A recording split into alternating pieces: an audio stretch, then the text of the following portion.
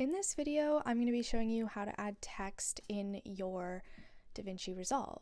Be sure to watch this video until the very end to prevent any mistakes in the process.